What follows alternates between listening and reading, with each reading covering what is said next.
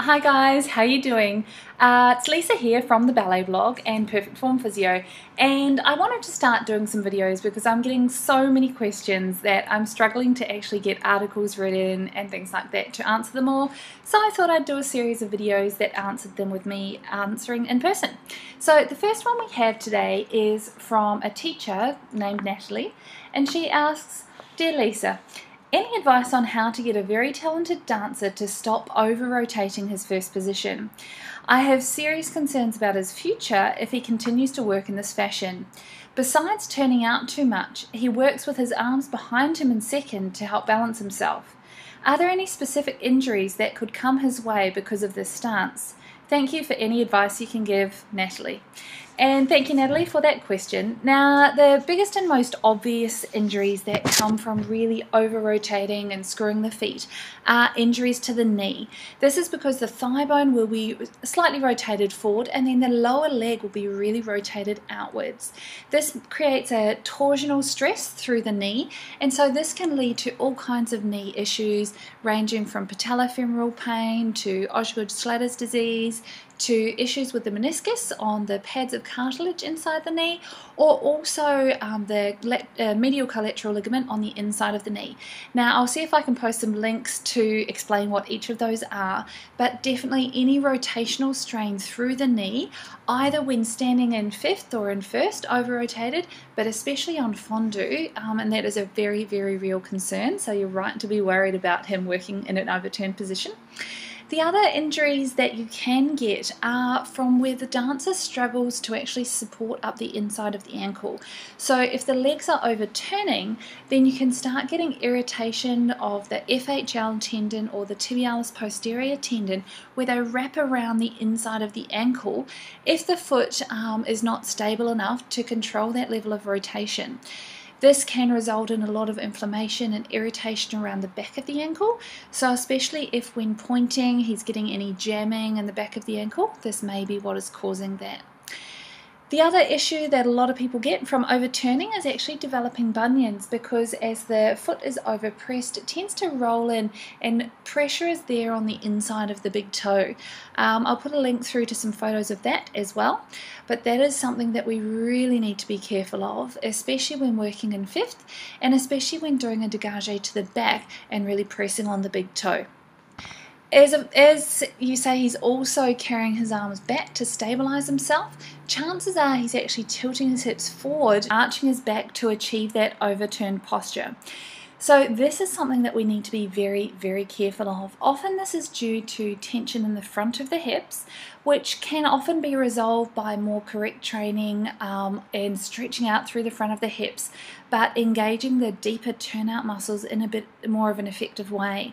The problem with a slight tilt forward in the pelvis when he's standing is that then when he takes his leg behind him, he'll tend to increase that arch a little bit more. Any excessive extension through that part of the low back can lead to a stress fracture in the low back or even a spondylolisthesis, which is where one bone starts slipping forward on the other. So to try and get him not to stand like this, you can use some scare tactics with these kind of injuries. But if he's a very talented dancer and looking for a professional career, I'd also let him know that when you start actually auditioning for companies and even for schools, a lot of schools and companies now will actually test their turnout range. So it's not just about what they can demonstrate in class, they will actually test them in a position where they can't cheat. So it's much better for him to learn how to really isolate and improve his actual turnout now, rather than cheat, get away with it, and then be disappointed at the end if he's not reaching the required demands by any of the top level schools. The way I try and teach students to get past this is by doing a lot of mobility work first. Often they push for the strength and things like that, or push stretches out in second. You really need to focus on turnout of the legs in that position where they are standing in first or fifth, and so it's often through the front of the hips. In the training turnout program, we do go through a lot of this, but I'll also post the links to 3 free articles that we have on how to maximize turnout, how to get turnout range, and then to find these turnout muscles off to the side as well, so that you can lead him to those and try and get him working on that first. How I encourage kids to work in class is that they actually have 3 different levels of turnout that they work in class when they're working at a bit of a higher level. Now, we know that we shouldn't really overturn, but sometimes we need to be able to fake it. For performances, auditions, exams, things like that, we do need to be able to push it a little bit. So I have 3 levels of turnout that I kind of suggest that people work in. There is super safe turnout where everything is perfectly controlled and there's no risk of any injury, and it's really good to know where that is at any point in time and to be able to work in that for a class.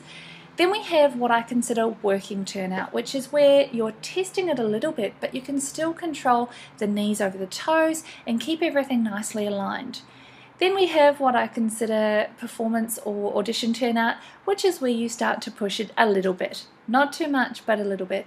And about once a week, it's quite good to bring your higher level students to challenge them a little bit so that they just don't rest in the super safe turnout all the time, because we do need to push it a little bit to improve it, but not enough to cause any injury. So you can play with those 3 grades as you work through the week, perhaps assigning certain days or certain classes that he wants to work on, pushing it a little bit more, but then bringing him back to work in a safe position for all the syllabus work and really grounding work. There are some other things that you can try, is actually getting him to do a floor bar where you have the feet against the wall and then turning the feet out, and this can really surprise the kids as to how little turnout they're actually using. You can also try things like using rotator discs, which are 2 discs of plyboard with some ball bearings in between so that they rotate on top of each other. They are fantastic for actually working on achieving true turnout while doing some of your basic bar work and centre work. Doing adage on them is quite interesting. So I will post links to all of those things out to the side. I hope that that has been helpful.